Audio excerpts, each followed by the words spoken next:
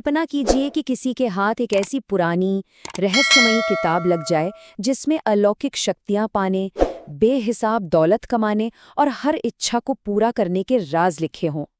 आज हम एक ऐसे ही ग्रंथ के पन्ने पलटने वाले हैं जिसका नाम है महायक्षिणी साधना। यही उठता है कि इन पन्नों के अंदर आखिर कौन से रहस्य दफन हैं। ये किताब किस तरह की शक्तियों को हासिल करने का दावा करती है। चलिए इसकी गहराई में उतर कर देखते हैं। तो इस सफर में हम क्या क्या देखने वाले हैं? पहले तो समझेंगे कि यक्षिणियां हैं कौन, फिर जानेंगे कि वे कौन सी शक्तियां देती हैं, इन शक्तियों को पाने के लिए क्या कीमत चुकानी पड़ती है, और आखिर में ये सदियों पुरानी इच्छाएं आज हमारे लिए क्या मायने रखती हैं। तो चलिए सबसे पहले मिलते हैं उन शक्तियों से जो इस ग्रंथ के केंद्र में है, यक्षिणियां।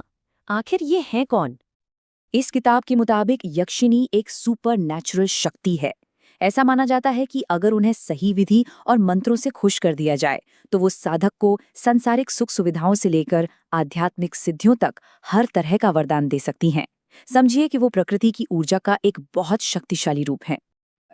आखिर कोई इतनी मुश्किल साधना करेगा क्यों? ये किताब असल में किन चीजों का वादा करती है? जरा इसकी विषय सूची यानी टेबल ऑफ कंटेंट्स पर एक नजर डालिए। ये किसी कॉलेज के सिलेबस जैसा लगता है, लेकिन सब्जेक्ट्स हैं अलौकिक शक्तियां। इसमें दर्जनों मंत्र और प्रयोग हैं और हर एक का एक खास मकसद है। ये तो जैसे शक्तियों का एक पूरा कैटलॉग है। इस किताब में लगभग हर इंसानी इच्छा का कोई न कोई समाधान बताया गया है। पैसा चाहिए तो धनदायक क्षणी मंत्र है, किसी को अपने प्रभाव में लाना है तो वशीकरण यक्षिणी मंत्र है, ज्ञान की तलाश है तो विद्या यक्षिणी प्रयोग का रास्ता बताया गया है। यहाँ तक कि जंग में जीत के लिए भी जय क्षय यक्षिणी मंत्र का जिक्र मिलता है। लेकिन बात सिर्फ दौलत और कंट्रोल तक ही नहीं है, ये तो बस शुरुआत है। ये किताब और भी हैरान करने वाले वादे करती है, जैसे इंसान से परे सुपर ह्यूमन ताकत हासिल करना, ऐसी जादुई जूतियां पाना जिनसे मन की रफ्तार से कहीं भी पहुंचा जा सके, पलक झपकते ही गायब हो जाना, लंबी उम्र का अमृत बनाना, और तो और अपने दुश्मनों को खत्म कर देना। ये वाकई अविश्वसनीय लगता है। जाहिर है इतनी अद्भुत शक्तियां आसानी से तो नहीं मिल सकती। ये किताब साफ साफ कहती है कि हर वरदान की एक कीमत होती है, और ये कीमत है कठोर अनुशासन और बेहद बेहद मुश्किल अनुष्ठान। यहाँ कोई शॉर्टकट नहीं है। किताब बार बार चेतावनी देती है कि सफलता सिर्फ उसी को मिलेगी जो बिना किसी गलती के पूरी श्रद्धा और डिसिप्लिन के साथ इन मुश्किल शर्तों को मानेगा। एक छोटी सी चूक भी पूरी साधना को बेकार कर सकती है। आइए इन अनुष्ठानों की गंभीरता को समझने के लिए एक उदाहरण देखते हैं। ये है श्मशान यक्षिणी मंत्र। जैसा नाम से ही साफ है, इस साधना की जगह कोई शांत मंदिर या घर का कोना नहीं, बल्कि श्मशान है। वो जगह जहां जिंदगी और मौत के बीच की लकीर धुंधली पड़ जाती है। इस अनुष्ठान की विधि सुनकर ही शायद रोंगटे खड़े हो जाएं।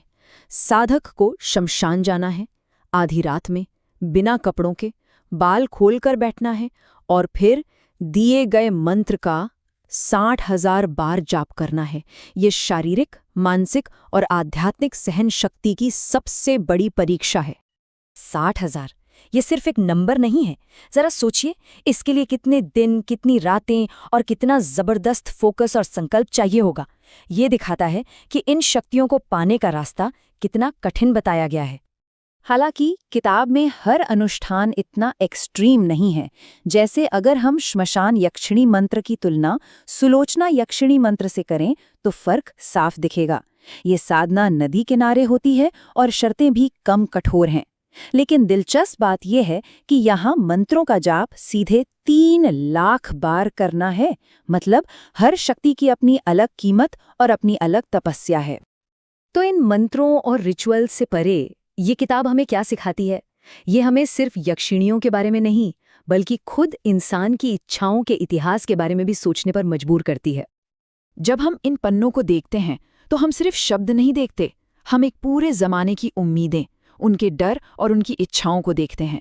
गरीबी का डर, दुश्मन का खौफ, हमेशा जीतने की चाह, अमर होने की इच्छा।